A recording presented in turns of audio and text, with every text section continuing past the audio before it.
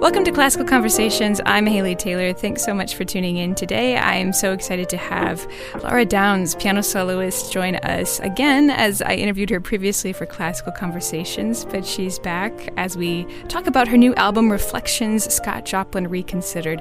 Lara, thank you so much for joining us today. It's a pleasure to be here. So as I mentioned, I interviewed you, I think, over 2 years ago, which seems like a lifetime ago, as it was before the pandemic. I believe we were talking about Holes in the Sky. And now to look back on that time and to where you are now, I mean, can you think about the last 2 years and think about how your process has changed, if it has, over the course of being a musician, being a recording musician in a time of pandemic? Well, I learned a lot of things. Bought some mics.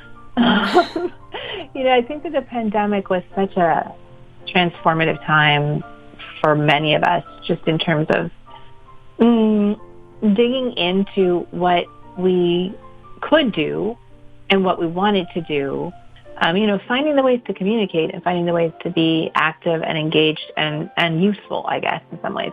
So I did a lot of recording during the pandemic under very different circumstances. I was fortunate to have a situation at home that did allow me to record. I had an album, a studio album, that came out in April of 2020. So, just as everybody was understanding the reality of the pandemic.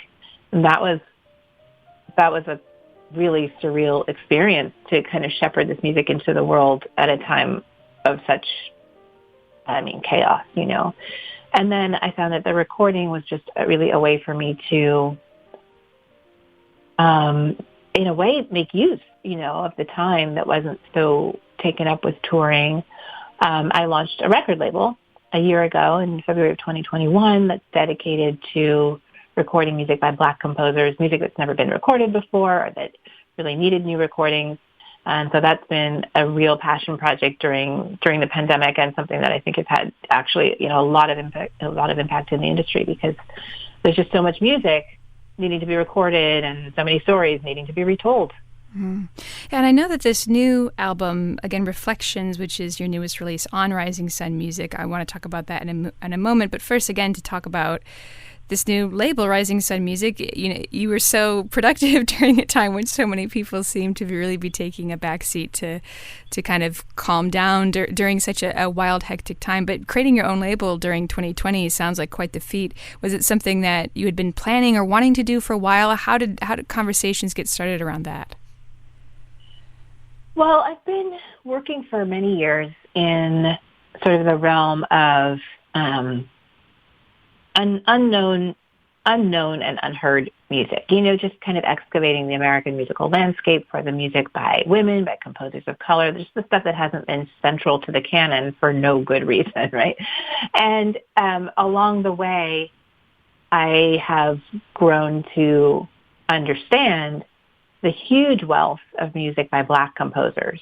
And it's not just the music, it's a whole story and reality about American music that we don't understand because we don't know the music. So I decided that it was really essential to create kind of a digital hub for that music for the purpose of telling this story as an organic whole. And so Rising Sun, seemed to be the way to do that. A big part of that, frankly, is connected with radio, because I think that radio is such a powerful medium for sharing music and, just casually with listeners. Like, we understand so much of what we understand about music because what we hear on the radio passing by, or, tuning in and in a sort of an unplanned way. It's a beautiful place for discovery. And I think that the fact that these recordings now exist on the airwaves is really essential to integrating them into the, the American, what we think of as our American sound. And then to bring now Scott Joplin onto into this collection of musical pioneers onto this label. Scott Joplin is someone who many people think of like Maple Leaf Rag and the Concert Waltz and very well known tunes, but the name of this album is Scott Joplin Reconsidered. So for you, why do you believe that his music needs to be reconsidered in today's day and age? I think we tend to interact with the music. Well, with the music of many artists, but I think particularly with the music of Black composers, we tend to interact with them on one level. And Scott Joplin is such a great example because, in his day, he was incredibly influential. He more or less invented ragtime. Certainly he was a driving force in the success and the popularity of ragtime, which for many reasons is an essential stepping stone in American musical history. And then but it was a short-lived period. Ragtime disappeared pretty quickly in the 20th century because jazz took over and then everything else that was to come. And then Joplin had this revival in the 1970s because of the recordings of Joshua Rifkin and the movie The Sting, which meant that many, many people know 3 pieces of music by Scott Joplin. And that's all they know, and there's this whole other reality and so many dimensions to his music and his life story that I wanted to share. That's such a good point because I remember the first piano that I received was practically almost a toy piano. It was this little electric, it had like 50 keys, but it had this set of songs that you could play. And one of them, of course, was The Entertainer, which I feel like every piano has. So there is this familiarity with his music, but not so much with him as an individual and as an individual composer. Did you find that there was any surprising plots or little storylines in learning more about Scott Joplin that you were surprised to find? I think the reality of how short his life was and how short the lifetime of his music was. I think that's the big takeaway. Just that he's working in the turn of the century. He wrote The Entertainer in 1902. It's literally the dawn of a new century, and you could say of the American century, right? So everything is changing in terms of where people live and how they get there and what they do for a living and just, the way that we live our lives. And it's changing so fast. So the fact that ragtime kind of explodes, it moves from being a Black tradition into the white consciousness. And that happened in 1893 at this giant World's Exposition in Chicago when people heard this music for the first time and it just totally took off. And then, when he sells Maple Leaf Rag, it's said that they sold 1 million copies of the sheet music during his lifetime. So this is just like a huge moment, but it's so fast. And by the end of the 19-teens, it's over.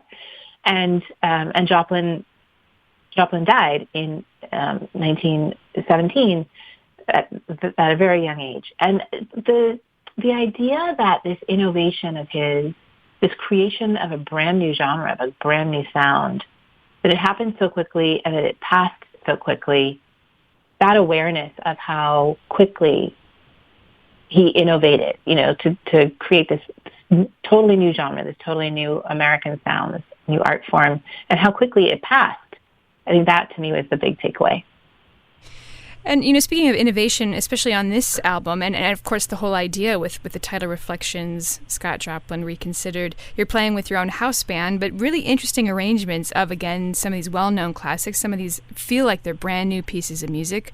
As I mentioned earlier, Maple Leaf Rag is very well-known, The Entertainer, but you've taken The Entertainer and reimagined it as a piano and mandolin duet. Was there this exciting quality for you and your house band, who I'm sure you know very well and have played with many times, looking at a piece of music that is maybe tired in some people's ears because they do hear it so often, and having this challenge of making it sound brand new and exciting all over again? What was it like kind of delving into these standards and trying to make them feel new and fresh?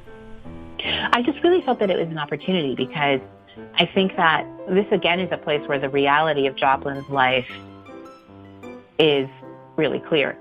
He's writing these things for piano because they're meant to be played on piano, but also because the way that everyone's making money at the time is by selling the sheet music, and they're selling the sheet music so people can play this stuff at home in their parlors on their pianos.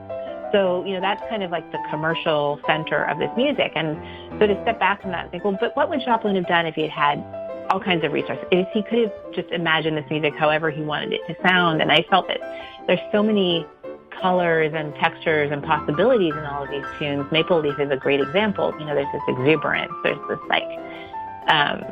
joyful kind of multi-layered energy. And so to bring strings and clarinet into that just let us explore that aspect of the piece.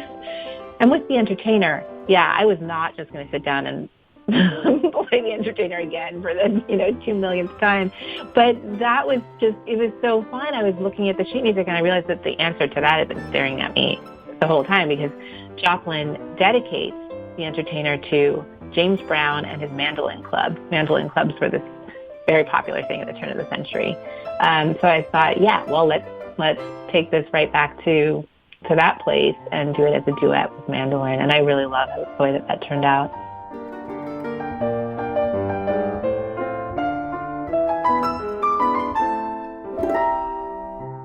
The album, is kind of bookended by selections by from Joplin's opera, which I don't think many people know of. Can you talk a little bit about that 1911 opera and again, tackling that work on this album? So Joplin's early life is kind of full of a bunch of different influences. He was born in Texas just 5 years after the Emancipation Proclamation. So it's, brand new reality for Black Americans. His father had been enslaved, and both of his parents played music. So what he's hearing at home are like plantation melodies, spirituals and just plantation tunes. And at the same time, he's figuring out how to play the piano. He was just really drawn to the piano, and there were pianos in the houses that his mother was cleaning. So he's sort of teaching himself piano, and by the time he's 11, he's taking lessons in classical music from a German Jewish immigrant who ends up in Texarkana, who, sees his talent and teaches him with no charge. And so that's the beginning of his musical foundation, this immersion in classical music, and that doesn't go away. And throughout his life, he didn't just write the one opera. He wrote 2 operas. He wrote a ballet. But the opera Trementia was kind of at the heart of his musical vision, and it was the great dream of his life, and in the end, it was the great disappointment of his life. He moved to New York in 1907 with the goal of getting this opera funded, produced, performed, and with the insanely ambitious idea of writing the first Black American opera at a time when, no one's writing American operas.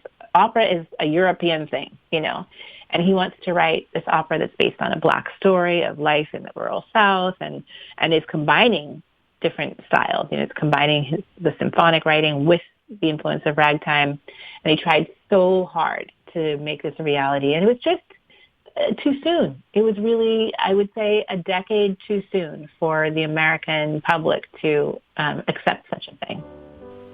It's so sad, but at the same time, it's so wonderful to still have these selections. The prelude begins the album, and then a real slow drag finishes the album. It's so wonderful to have them bookended on this again, new album, Reflections. As we finish out the interview, I feel, as I remember our previous interview together, but also just the work I feel like that you consistently are involved with, all involves the idea of hope and looking forward and positive energy. And for this album, what are your hopes for when people listen to it and for when people get connected to it, and what do you hope that they experience while rediscovering music of Scott Joplin? I think it's really important for all of us who are making music and listening to music and loving music to get to, understand as much, as broadly, as deeply as we can about the music we love. So I hope that that's what this does, is just kind of reopen our eyes to Joplin's incredible existence as an innovator, as a pioneer, as someone who really did make possible everything that came after his short time on this planet. And I'm so happy to be able to share your experience with his music, but also to have our listeners experience it themselves. Again, this is Reflections, Scott Joplin Reconsidered, the newest album from Lara Downes from Rising Sun Music Series, and available now, and I'm so excited to bring it to our listeners. So thank you, Lara Downes, for joining us today for Classical Conversations. Thank you so much for having me.